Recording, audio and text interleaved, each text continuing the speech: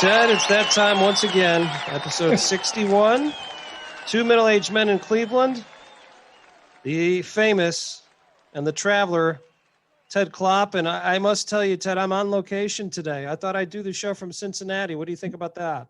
Well, I guess we're one middle-aged man in Cleveland and one middle-aged man in Cincinnati. And it's blazing hot. Yeah. 90s, my friend. Oh, Not the year. it's brutal. It's hot.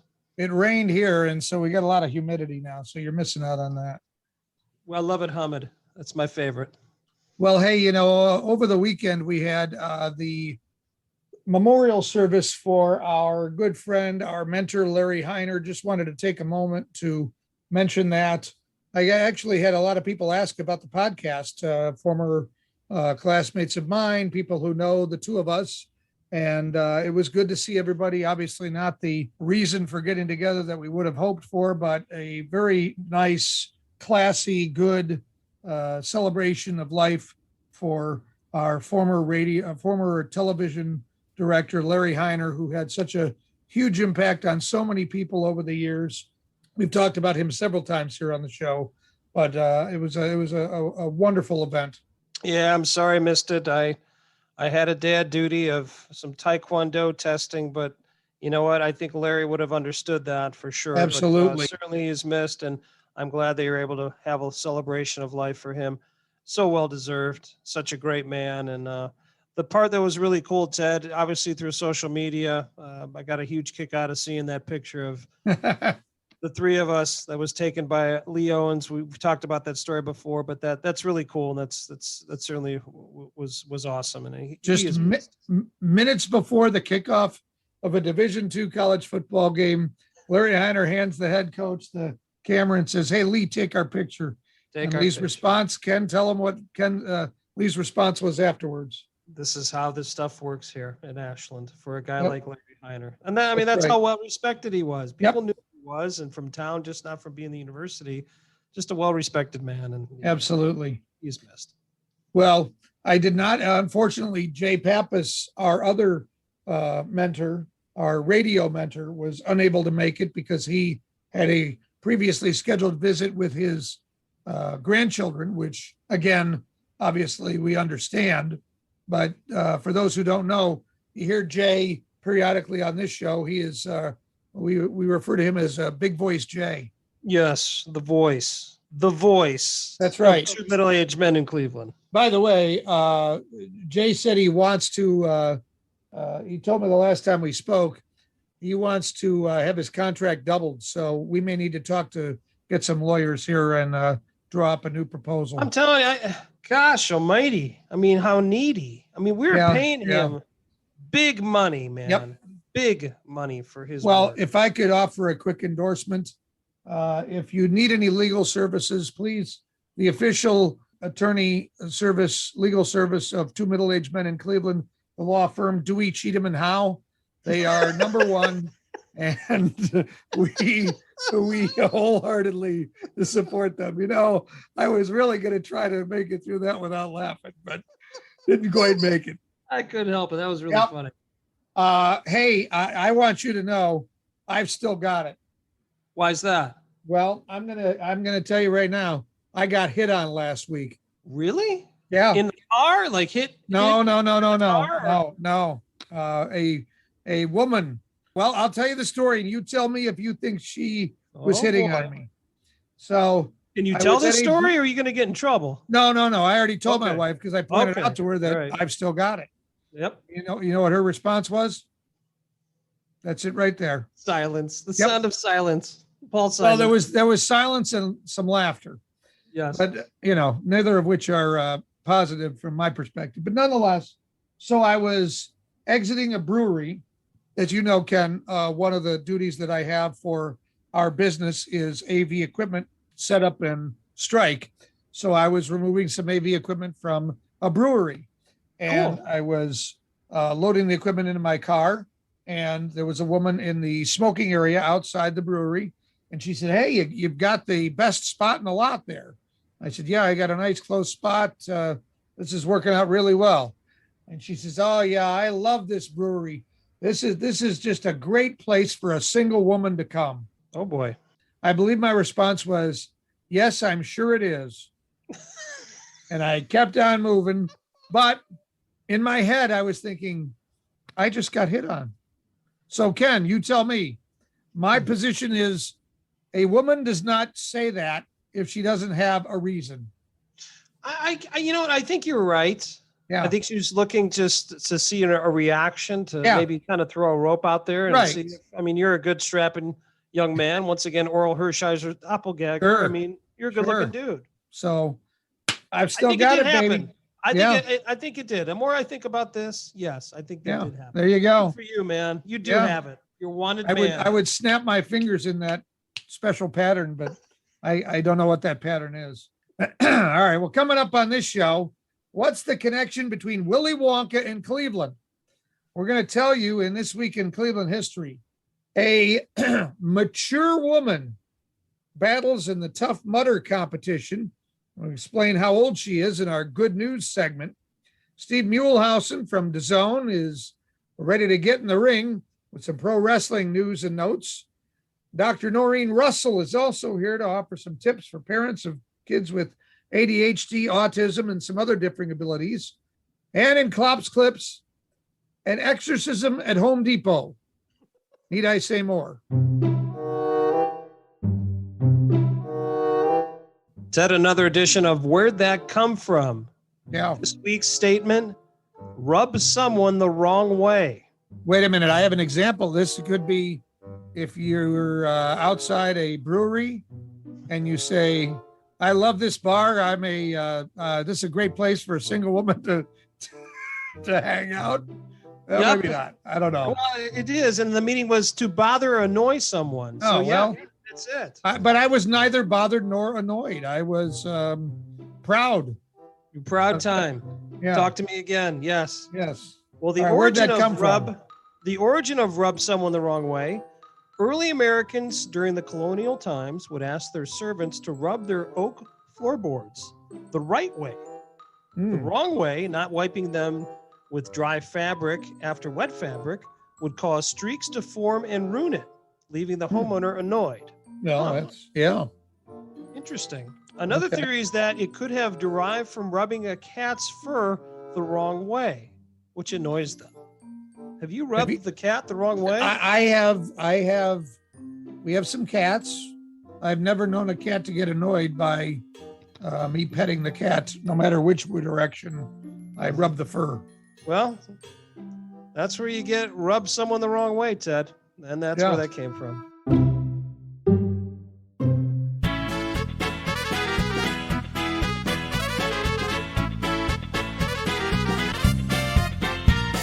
Time for another This Week in Cleveland History, June 30th, 1971. Ken, we're getting into the time when middle-aged men from Cleveland might have been born, you know. Yeah, I think you're right. You're correct. Yeah. Yes. Well, the musical Willy Wonka and the Chocolate Factory premieres on June 30th, 1971 at the Mayland Theater in Mayfield Heights.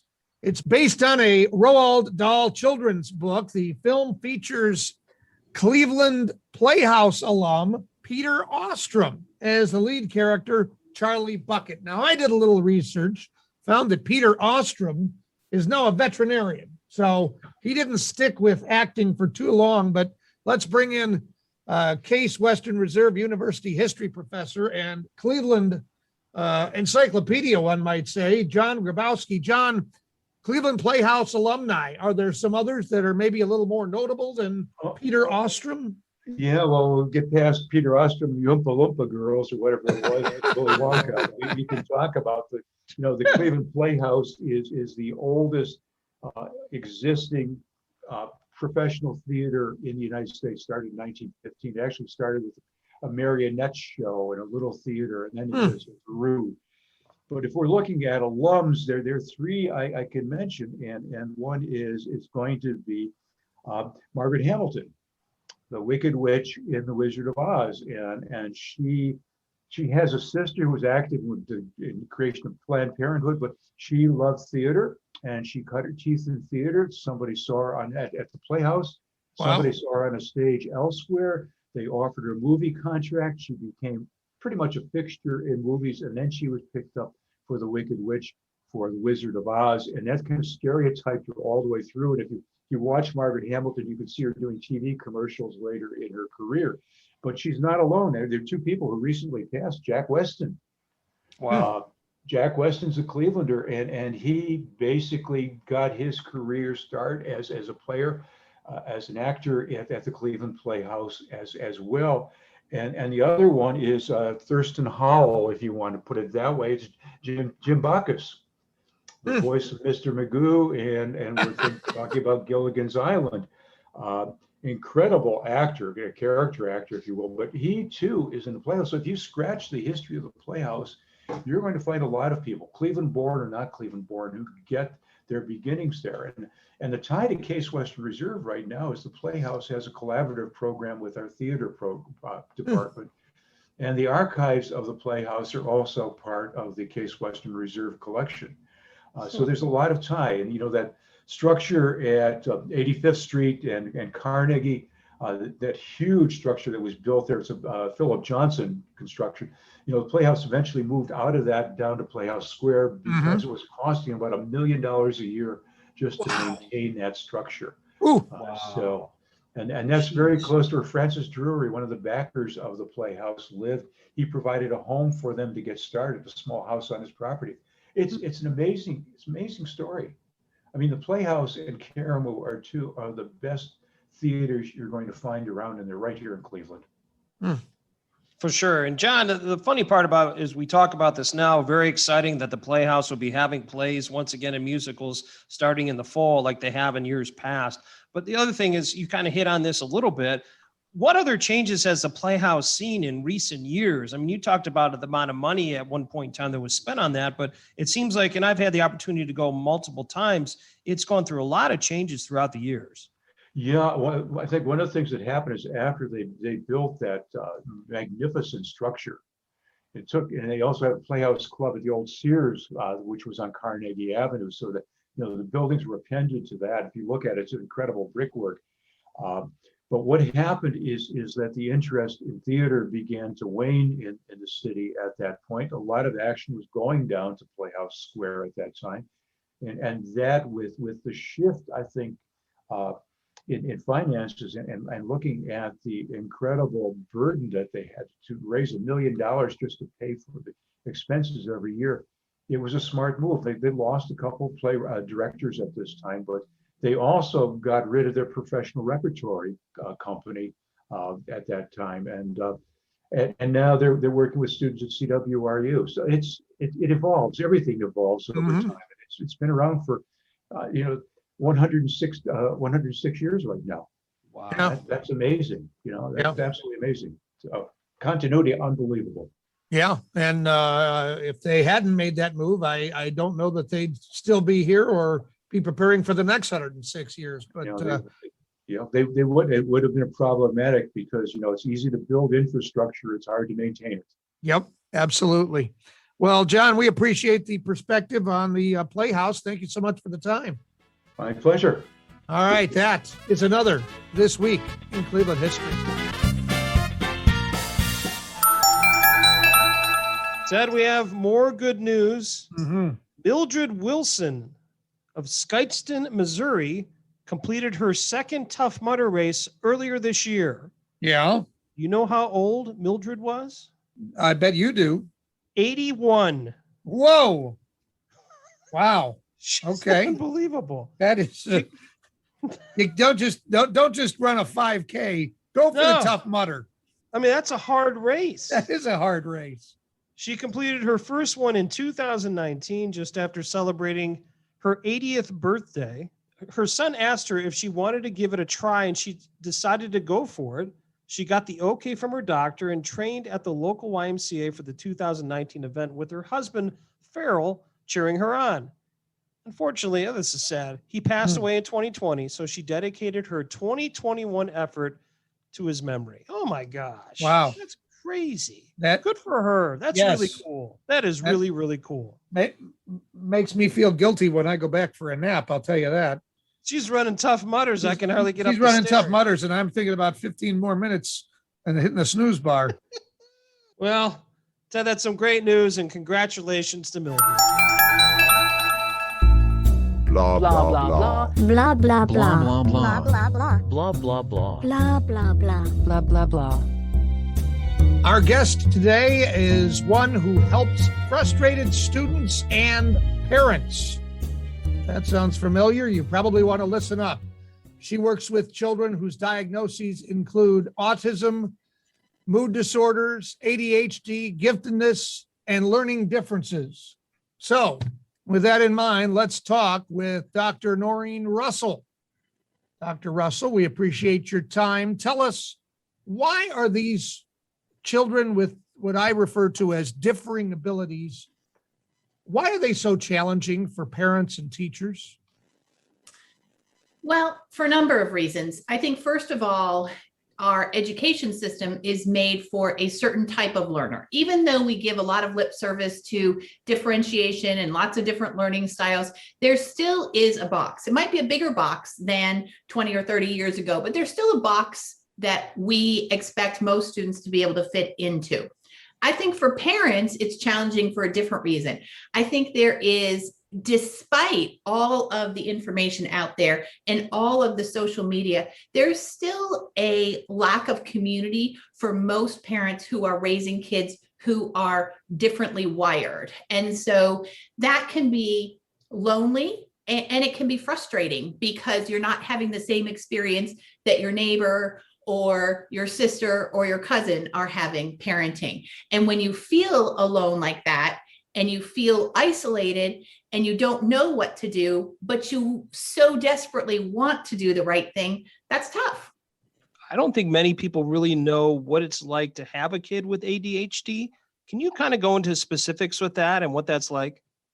I would love to. And I think the most important thing for your listeners is to really understand the difference between behaviors and symptoms, right? So we talk about these things as being behavior disorders. Well, you know what? I kind of look at it differently. A behavior is something we choose to do, right? Like I got up this morning and I chose these clothes to wear, right? I got up this morning and I chose whether I was going to bring coffee from home or go to Starbucks. Those are behaviors, right? Kids with ADHD are not choosing to be inattentive or impulsive or hyperactive.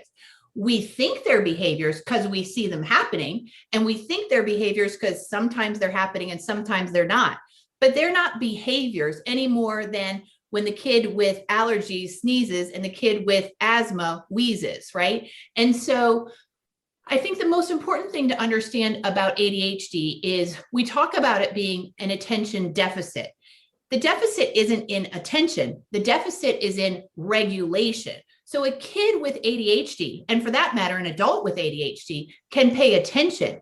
What doesn't happen is their brain doesn't automatically regulate that attention, right? So the three of us are on here, right? And our attention is getting automatically regulated to your podcast, right? My brain is sending me messages. Pay attention. You're super excited to talk to these cool dads in Cleveland today, right? And I'm zoned in on that. Now, I will say, outside my window, is there possibly a squirrel? For sure. But my brain isn't tuning into that. So it's really, the deficit is in regulation, not in paying attention. The second characteristic of ADHD is impulsivity, which when you think about the very definition of impulsivity, it's doing something without thinking. So therefore, again, it's not a chosen behavior. And then some kids have hyperactivity, whether that's physical movements with their body, or people tend to be less familiar with this, verbal hyperactivity. So, you know, you'll have that kid who never stops talking. And that too is considered hyperactivity. So those three things, the inability to regulate attention, impulsivity, and then sometimes and very often hyperactivity, are what characterize ADHD. That's what clinicians use to diagnose ADHD. I think you've given different characteristics for each of my kids, all three of whom are diagnosed as having ADHD, and everything you mentioned is something that we have dealt with at different times. I'm curious with regard to getting them to listen, getting them to obey, for lack of a better term. I know that's a challenge for all parents. It seems to be an even greater challenge for parents of kids with ADHD because, as you mentioned, impulsivity. They, I say, sit in the chair. They suddenly see a cat in the house. They get up and go over to the cat. I just told you to stay in the chair. Well, yeah, but my brain told me to go over to the cat.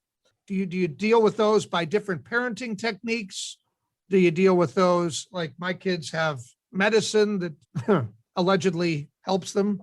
I think it depends on the time of day. But so what do you suggest for parents to help kids deal with this problem that they have and, like you said, like allergies, don't have control over? So for sure, there are things that are science-based treatments and evidence-based treatment. And that's how we operate at Russell Coaching is what does science tell us? What does medicine tell us? And so I think it's really important as parents of kids with ADHD that we educate ourselves because this is an interesting diagnosis.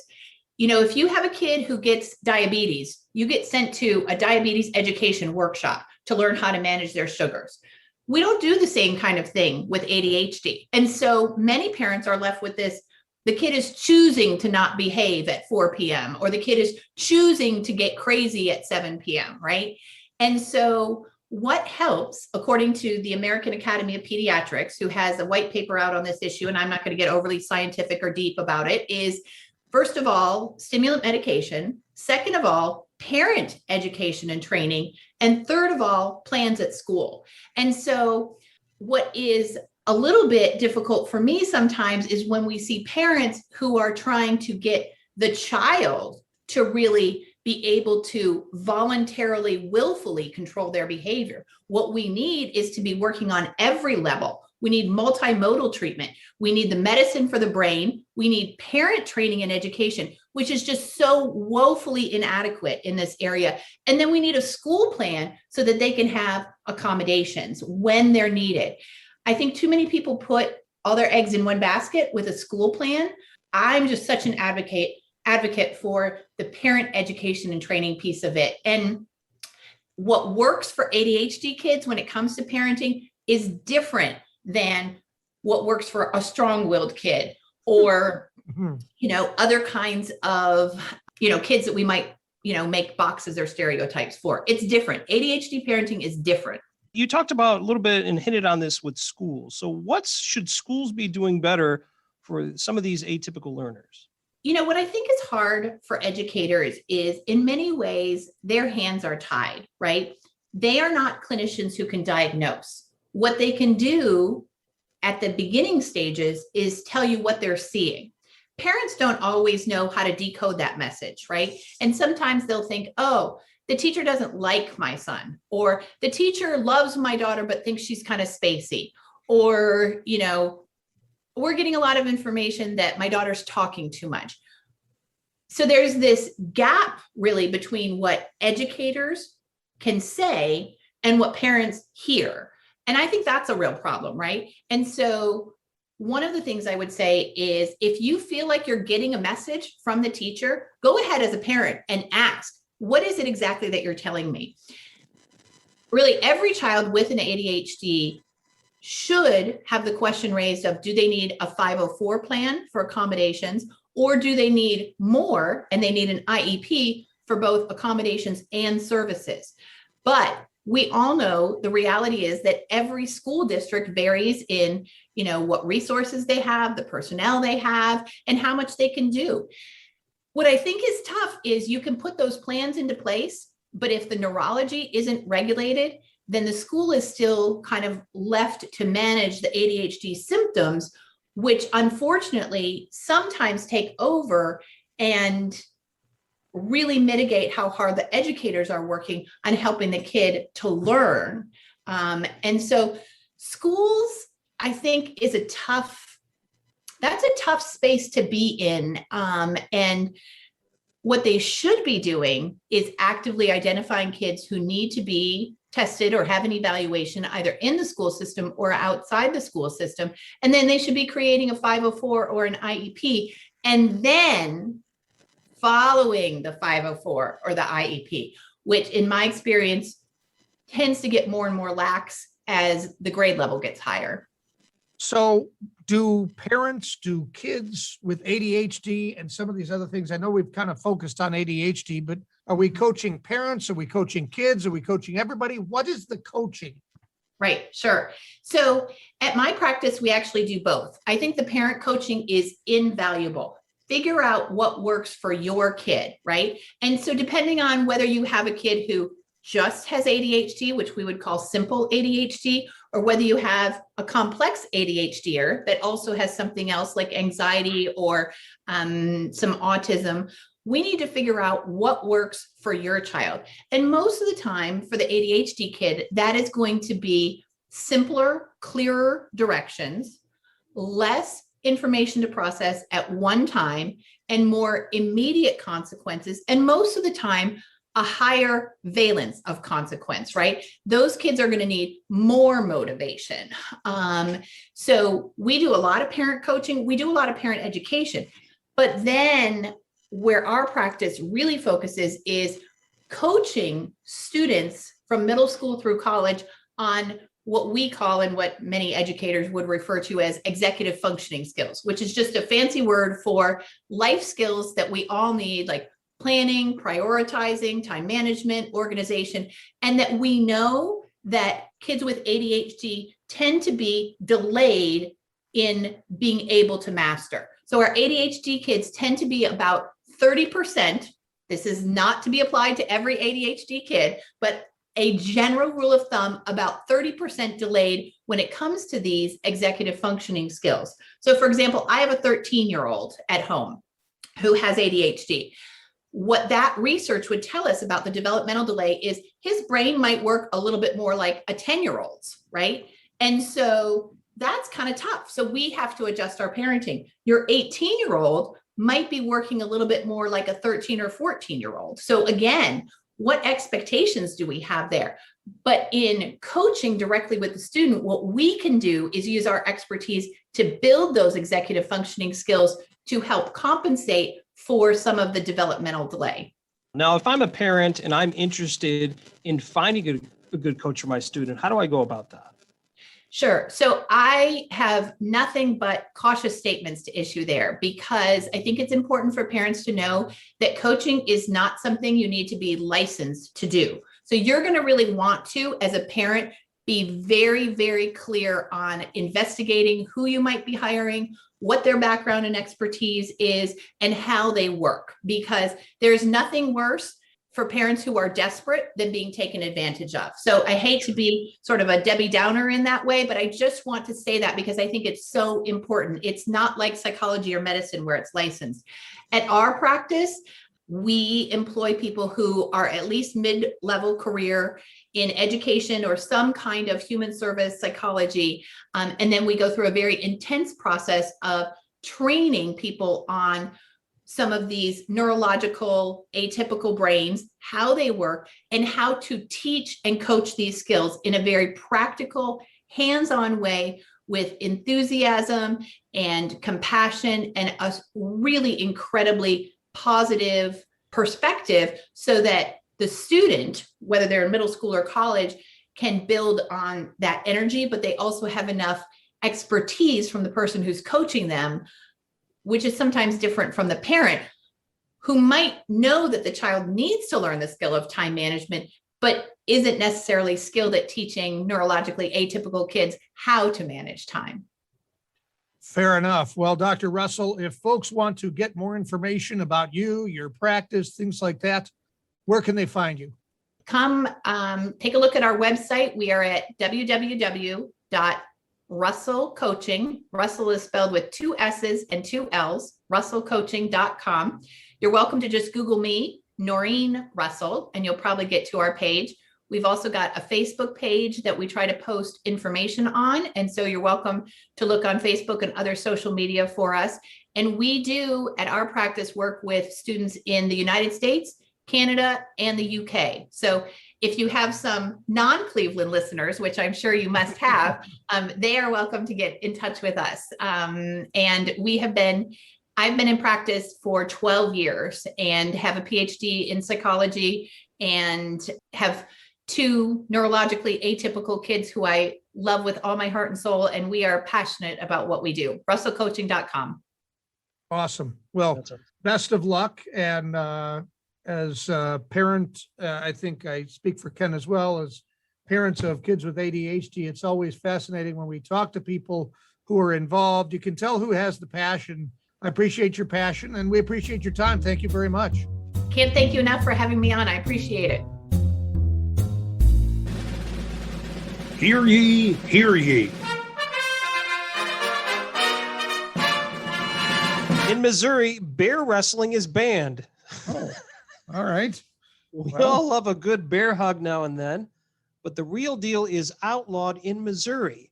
Huh. This law was initiated due to animal cruelty violations and is still in effect today. I am not interested in wrestling a bear at any point in time. How about No. yourself? Would you do No, that? You're I've good? seen it, not in person, but I've seen Same. video of it, but Yeah, I've seen that's it about as as well. close as I think I want to get to. Yeah, I'm not into that myself. No. Well, no if you're in bear wrestling. Missouri, leave the bears alone. Don't wrestle them. I wouldn't touch them, to be honest with you. Just let them be. Let them wander around. Let them do their thing. Well, I think it's fair to say that that's barely worth the effort.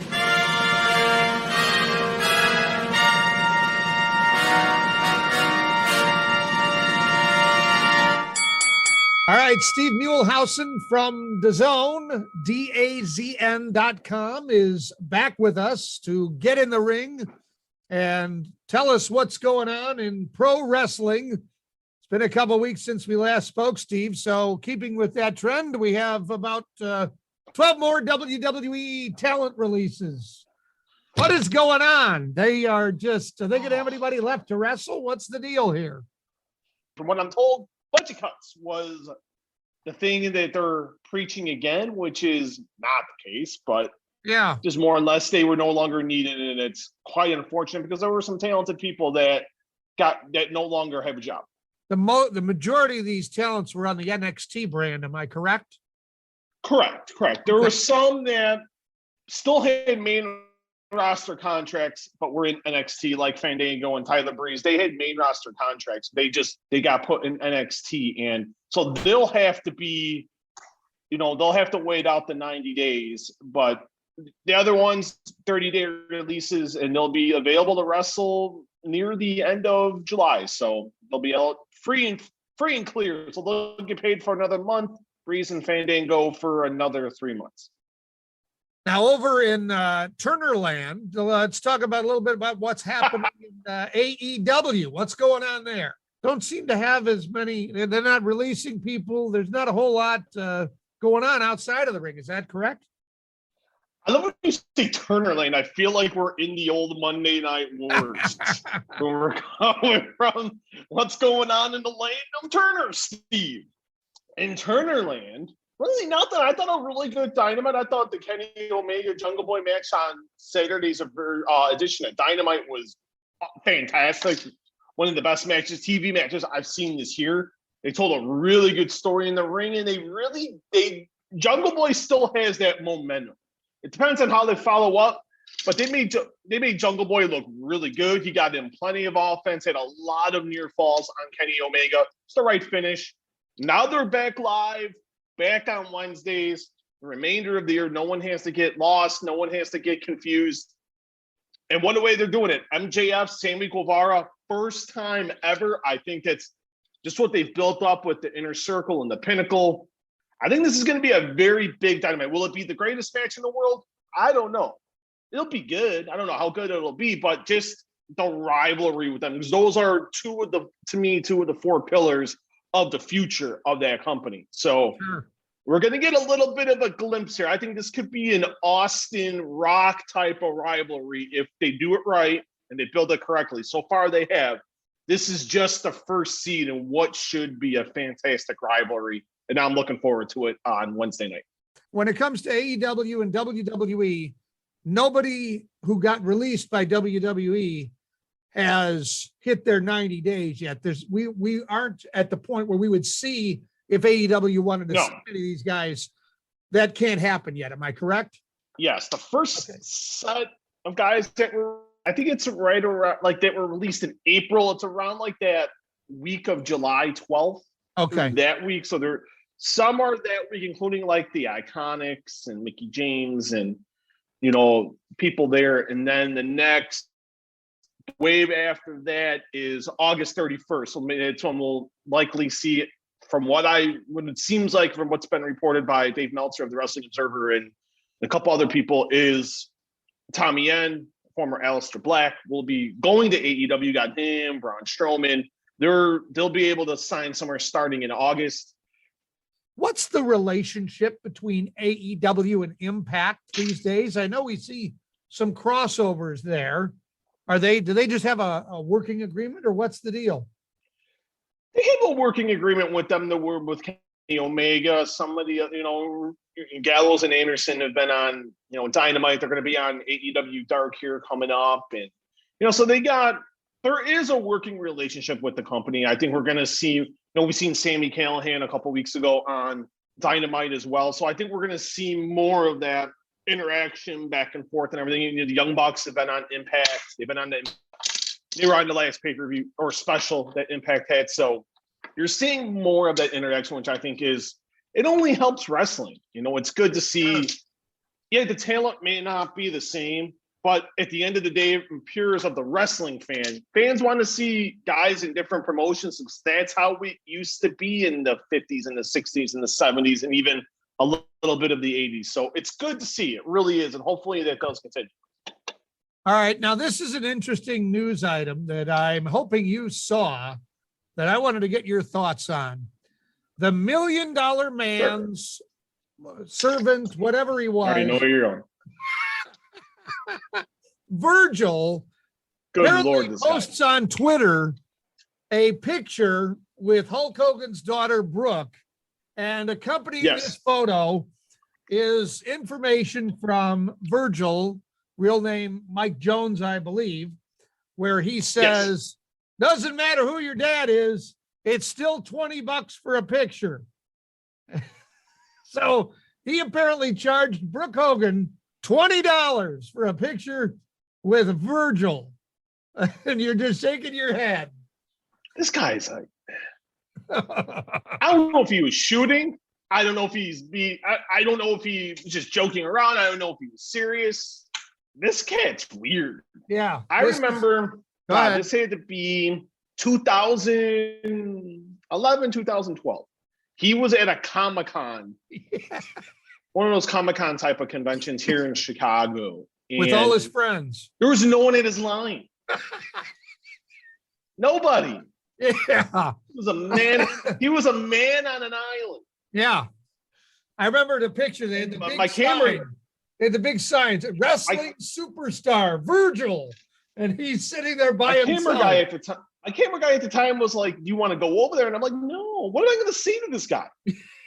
And I just thought about it as years going on, and I'm seeing and I'm looking at the picture with him and Brooke Hogan. I was kind of like, man, I should have maybe done that interview just to kind of get a just to kind of so I can laugh a little bit. But well, I mean, Ted, I don't know if you take Virgil I don't know what's up with him and Brooke Hogan. Now I know Brooke Hogan is, I think, kind of given up on her music career, but even still, I would think she is a bigger celebrity than Virgil, wouldn't you? Oh, she is, yeah. Oh my God. You could just say, I'm the daughter of Hulk Hogan. Yeah. You still would be a bigger known entity than the man known as Virgil. Well, let's move on to a wrestling rewind. I know you like this stuff. We're going to go to June 27th, 2011. This is now there's a lot of interesting anniversaries in the last couple of weeks. We had the King of the Ring match with Undertaker and Mankind, and Austin 316, I think, was just a few days ago.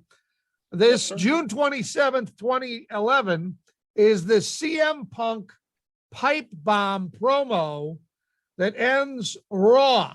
Do you remember this? Where he's given a live mic and no script. What do you remember about this? Felt like we were getting a little bit of a new era, and this is something no one talks about. This is kind of started this wave of like guys that weren't the size of when we were talking about Hulk Hogan, guys of that looked like Hulk Hogan. This kind of, to me, really started a new revolution of talent that Vince McMahon never would have even given an eye back to, or a lot of other people would have given an eye back to.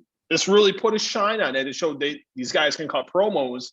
They can get you into the building. And that's what I felt this promo. This has really started a revolution. These guys were seen in a different light, and he was going to go. Me and him have had this conversation more than once, that he's like, I had every intention of leaving. Yeah. I didn't want to be around there anymore. It wasn't fun. I did what I felt like I could do. And then Vince gave him a mic and he said, if you got grievances, go air them. Are you surprised that Vince McMahon allowed that on a live mic? In a way, yeah, because we see how things are now, and he doesn't have faith in a lot of talent to be able to cut a good promo. But he gave him a shot, and he's like, it's one of those, hey, let's see what you got, kid, type of situations. Sure. And look at what we saw. And that, to me, changed the landscape in a different. All right, Steve. Well, thanks for getting in the ring. If folks want to follow you on Twitter and see some of your articles, what are the best places to do that? I've been off the last 2 days, but I was on Sunday and I put up an interview, and it's been posted everywhere. An interview with John Morrison, who qualified last week for the Money in the Bank ladder match, a big win over Randy Orton. We talked about the win over Orton, whether him and his wife, Frankie Monet, in NXT, whether she prefers Johnny Drip Drip or the Shaman of Sexy. That was the answer he gave. It was quite comical. So make sure you guys check that out. Go to thezone.com/news.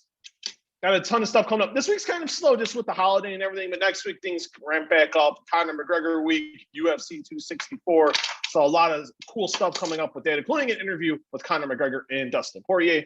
And also you can find me on Twitter at @SMuehlhausenJR. That's SMuehlhausenJR. Sounds good. Thank you, Steve.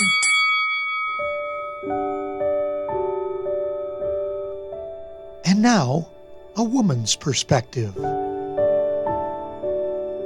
Men are like fine wine.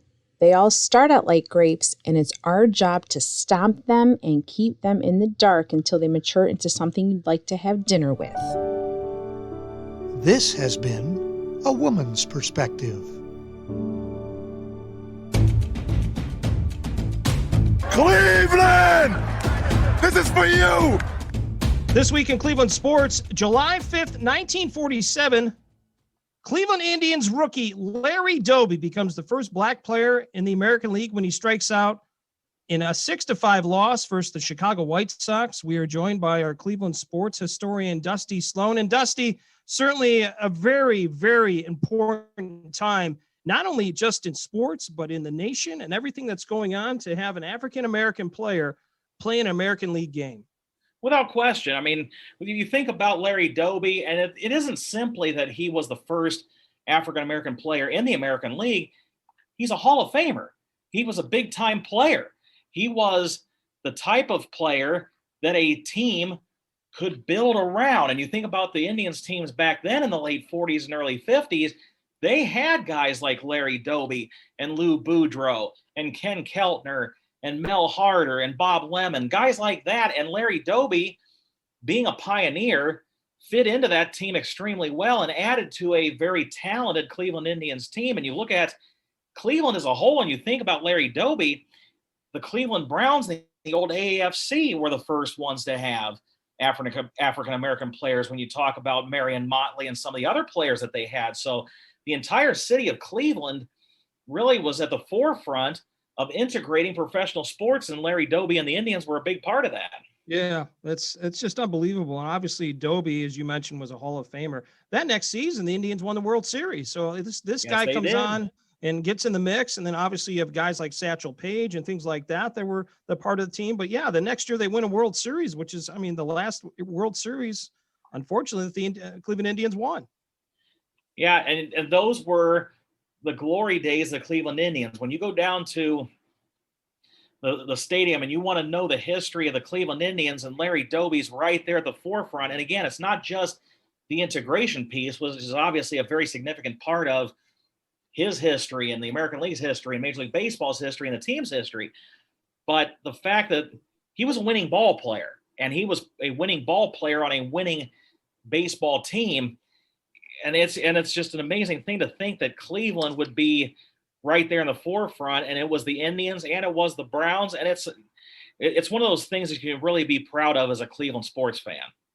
Well, Dusty, one of the things that maybe speaks to how the legacy of Larry Doby is that a lot of people have suggested a new name for the new team, or the new name for the Indians, to be the Cleveland Dobies. That's not a bad idea at all. I mean, there's a lot of good names that could be done for the team, and obviously that would be a very fitting tribute. And think about it. People will go, well, what sense does that make? Well, the Cleveland football team's named after a person, so it's not a realm of possibility that your baseball team could do that too. No doubt about it. Well, Dusty, once again, a very historic day. July 5th, 1947, first game that Larry Doby becomes the first black player in the American League when he played in one of the first professional games. Unbelievable. Thanks for your time, Dusty. You got it. Cleveland! This is for you! And now, great moments in parenting. Ken, I know you love this segment. We haven't had it in a while. Another great moment in parenting occurred for me over the weekend. Okay. So we celebrated my wife's birthday at my brother-in-law's house over the weekend. My nephew loves to do Family Feud questions with us. Okay. Fun. My wife, my sister-in-law, father-in-law, and mother-in-law were all playing with my nephew. I Googled a feud question. The survey was, name something that is cold. Okay. My nephew thought for a moment, and his mom waited. It was his turn. I repeated the survey, name something that is cold. And then my nephew said, a mother's heart. Oh, jeez. Oh, that's good. I'm not sure what else you say after that. Nothing. I don't know if that was on the board or not, but it should have been. This has been great moments in parenting. The most trusted name in journalism, Klopp's Klips.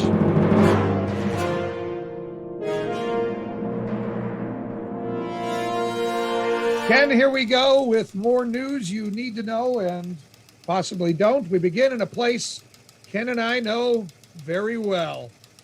Mansfield, Ohio, Ken. Oh my. Wow. Okay. Crawls across your face when I say Mansfield. Oh, the Richland County Fairgrounds is the location. 22-year-old William Beeson and 29-year-old Justin Crowell apparently snuck into a wedding reception at the fairgrounds, tried to steal a case of beer. Oh boy. The groom tried to stop them. Beeson apparently punched him, and a big fight started. Oh, Beeson and Crowell looked to have gotten the worst of this. In addition to being arrested, Beeson sporting a big black eye in his mugshot. Crowell apparently had several cuts from broken beer bottles. Oh my gosh. Come on. Yeah. Man. Come on. Our folks in Mansfield, settle it down. Here's Go to buy the bride beer. and groom. All right. Police in Dixon City, Pennsylvania, they were called to a Home Depot for, quote, disorderly people having an exorcism in the lumber aisle for dead trees. I don't know that I've ever heard those words in that order. Disorderly people having an exorcism in the lumber aisle for the dead trees. Oh my. They were escorted out of the building. The cops have not released any more details. No charges were filed. So these people were hammered. Well, I hope so. Either high on booze or high on some foreign substance, apparently. I mean, I know maybe it's because the price of lumber is so high right now, just because of all the lack of supplies. Could be. Oh. Maybe they need some exercised lumber. I don't know. They wanted to free the wood. Yeah. There's a joke in there somewhere. I think so. A California man has been arrested and accused of stealing 21 tons of pistachios. The missing nuts were discovered during an audit, which led to an investigation. The investigation led to the arrest of 34-year-old Alberto Montemayor of Montemayor Trucking. The pistachios were in a tractor trailer being put into smaller bags for resale. Is that the theme this week? A lot of stealing? What's going on? People Well, got to settle it down, man. Pay for your stuff. Why do you really need 21 tons? Maybe start with, I don't know, a half ton, 1 ton. 21 tons of pistachios. 21 what are you gonna tons do of with them? pistachios. Resell them? You must be selling them. That's what you're doing. I guess. Wow. I don't know. An emergency rescue team was called to the scene of a nude drowning woman off Japan's northeast coast. It turned out that in the water was not a nude drowning woman, but a life-size adult toy blow-up doll. Oh, jeez, come on. Reports say the doll was successfully rescued. No word on what led to the doll winding up in the water. Haven't we had other stories from Japan with adult toys? Or was that in South Korea? I can't remember. It all runs together. It is running I together. Don't know. Oh, boy. I don't know. But thankfully that particular toy was rescued. Who called that in? Yeah. Who called that in? I don't know. Oh. A Washington, D.C. woman decided it would be fun to prank her coworkers by wearing the same Hawaiian shirt to Zoom meetings. She says she wore that same shirt to 264 remote meetings between April 2nd of 2020 and June 16th of 2021. Unfortunately for her, nobody noticed. On the last day of her work, she told her team to an underwhelming response. In fact, she quoted an intern as asking her if she did that, quote, on purpose. 264 remote meetings in the same shirt. Nobody noticed. Nobody saw. You tried. Nobody noticed her. Oh, my God. Oh, my Lord. Well, Ken, did you wear that shirt last week when we recorded this show? Every episode now, Ted, Yes. I have a uniform for Okay. our podcast, and I'm wearing Yes. it each time. And I'm hoping you're wearing pants. It's only for you to think about.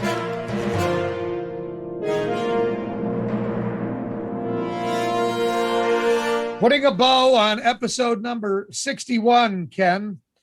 Thank you for dialing in all the way from scenic Cincinnati. Did you go to Skyline Chili while you were there? You know what? I went to one of your favorite places. Oh, when yeah? you were What there steakhouse? For Father's Day. Yeah? Buffalo Oh, BW3. Wild Wings. Yeah. Oh, that's your yeah. favorite place, man. You love Oh, it. over yeah. All right. there. Had myself a fine meal with some folks here in Cincinnati. It was great. Okay.